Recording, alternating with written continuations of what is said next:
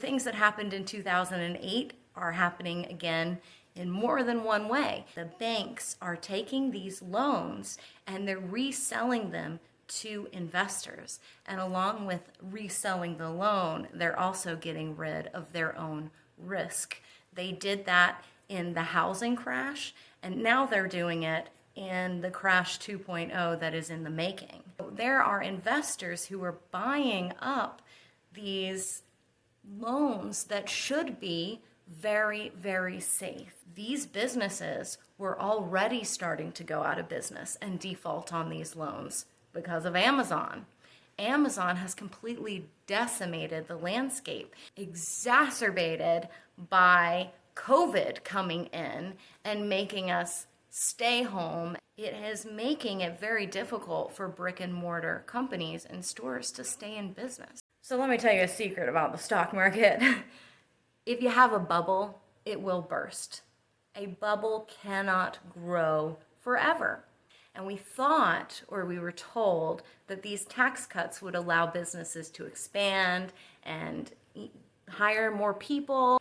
But instead, what these companies did is they bought their own stock. And so that has allowed many corporate interests to engage in these stock buybacks and artificially inflate the worth of their stock, instead of actually making their company worth more by expanding or by hiring more people or just making a new product, something that would actually increase its worth in the real world. Stock buybacks were actually illegal until the 80s, when the stock market started to go down because COVID, it should have. The stock market is supposed to actually reflect what's going on in the economy. The stock market was literally getting cash infusions to keep it at a reasonable level. So the government literally printed money.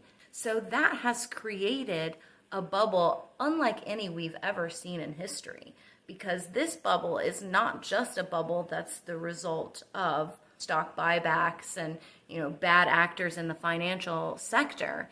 This bubble has affected our cash flow in the entire economy because we printed money. That's the problem with trying to keep the stock market healthy from the top down. A stock market will stay healthy when you have a healthy economy. A healthy economy is built from the bottom up. You just need a lot of people buying a lot of products, and businesses, they supply where there is demand. So instead of taking care of all of the people who are losing their jobs, who were losing their life savings, who would have taken any money that was given to them and immediately put it back into the market because they had to survive. It took us months and months to agree upon $600 for these people who had lost everything. And if you look at Canada, they were sending out $2,000 a month, but we decided to print money for the stock market. By definition, the economy, it does go in a cycle. So you're going to have recessions, and that is going to happen regardless. The Fed would change the interest rates at which you could borrow money, and by doing that, they could stimulate the economy. Well, right now, we are stimulating the economy almost as much as we can. The Fed doesn't have many tricks left to be able to stop the stock market if it goes into free fall again. To the average person, we look at the stock market and it's like, seems to be doing all right. But they don't realize that we are on a precipice.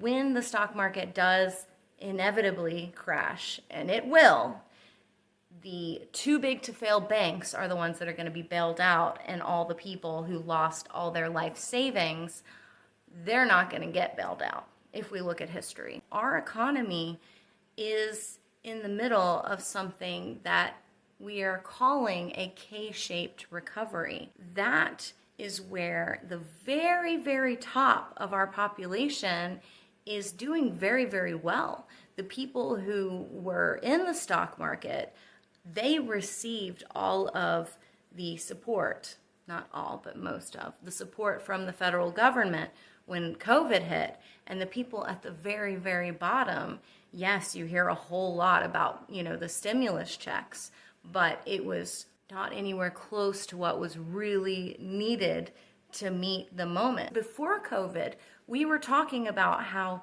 many, many families couldn't afford a $400 emergency. Well, not being able to work for months on end is a little more than a $400 emergency.